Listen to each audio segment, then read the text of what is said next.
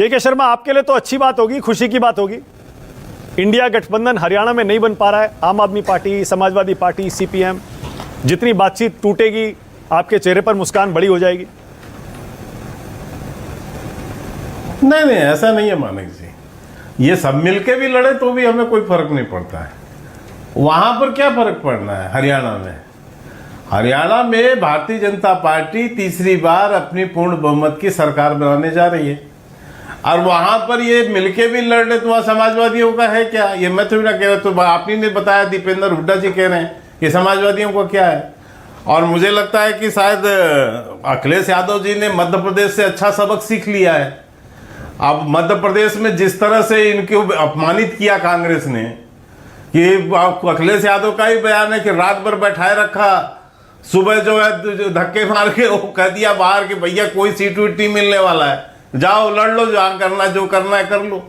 तो इनको अखिलेश यादव ने कांग्रेस की फितरत को अच्छे से समझ लिया है कि फिर से अपमानित और बेइज्जत होने से अच्छा है कि पहले ही कह दो। तो मैं उनका ट्वीट पढ़ रहा था, बड़ा गजब का ट्वीट है साहब।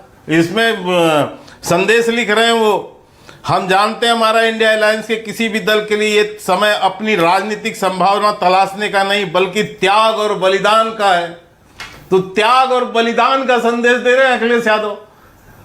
ठीक है, उसने हुड्डा जी ने कि वहां इनकी लेना देना जमीन 1 इंच की नहीं है, तो त्याग और बलिदान ही दिखाना है। फिर लास्ट में वो कह रहे हैं हम हरियाणा के हित के लिए बड़े दिल से हर त्याग और परित्याग के लिए तैयार हैं।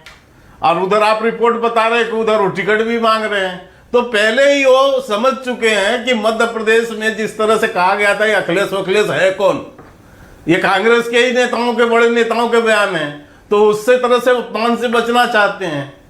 अभी आम आदमी पार्टी को भी जो है जिस ढंग से जो चेहरा दिखा रही है कांग्रेस वहां पर, वो बेचारे अभी नए नए हैं, उनको भी समझ आ जाएगी।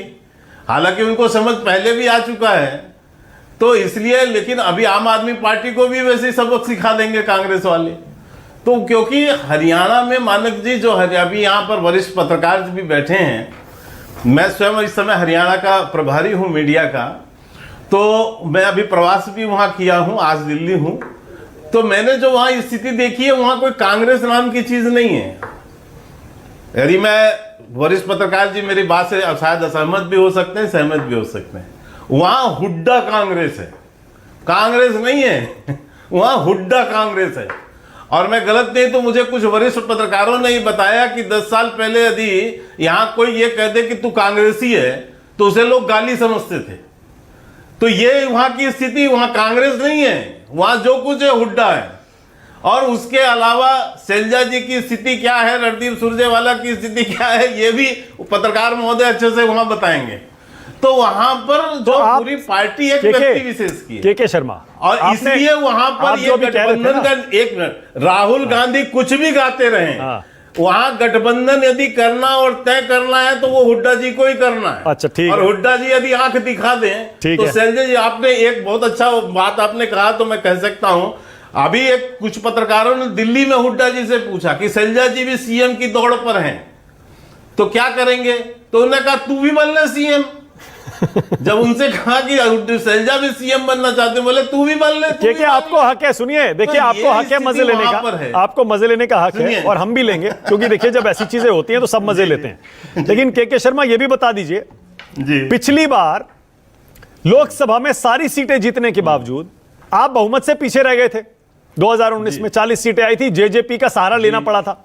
इस बार जेजेपी भी नहीं है, 10 साल की एंटी इनकम्बेंसी है, चुनाव से पहले सीएम बदल दिया, और आप कह रहे हैं अकेले अपने दम पर सरकार बना लेंगे।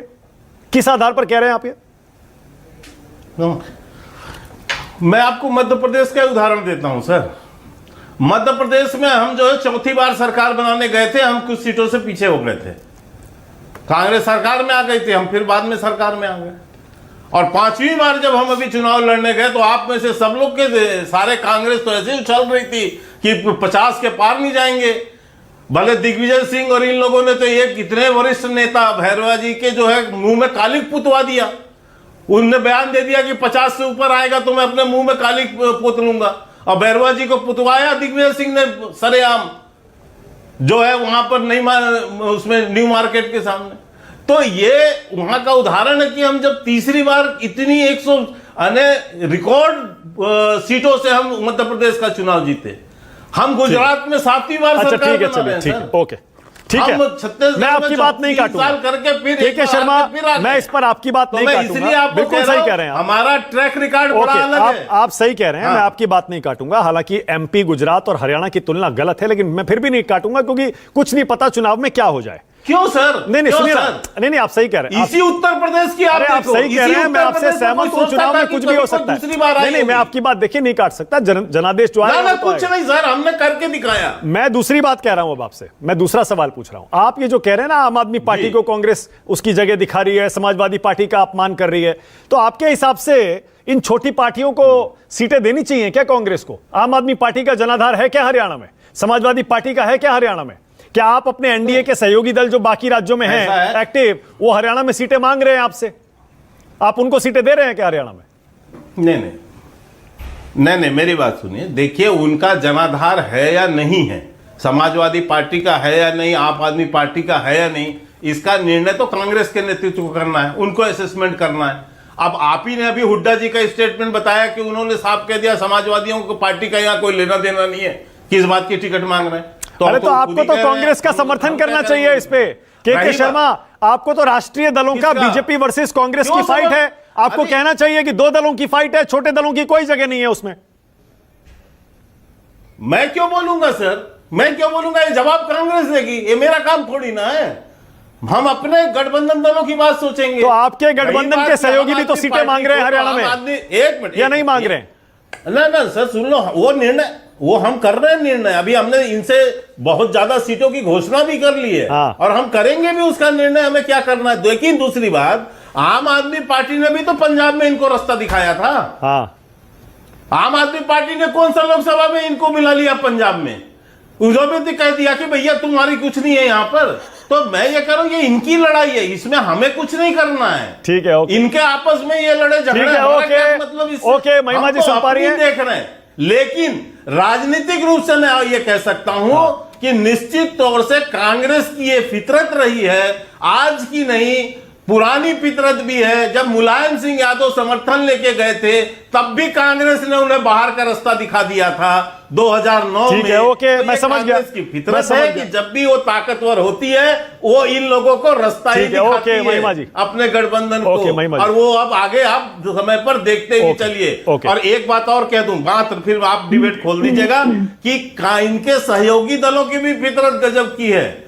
या भी आप कह रहे थे कि सब मिलके लड़े, ममता अलग लड़ी, सीपीएम अलग लड़ा केरल में, और ये अलग लड़े आप आदमी पार्टी। लेकिन जब सदन के अंदर मामला आया और केवल एक प्रस्ताव आया इमरजेंसी पर, तो सभी इन्हीं दलों ने भी कांग्रेस को आंख दिखाया और आंख दिखा के कह दिया हम समर्थन नहीं करते इसका। और अकेले पड़ गए राहुल गांधी।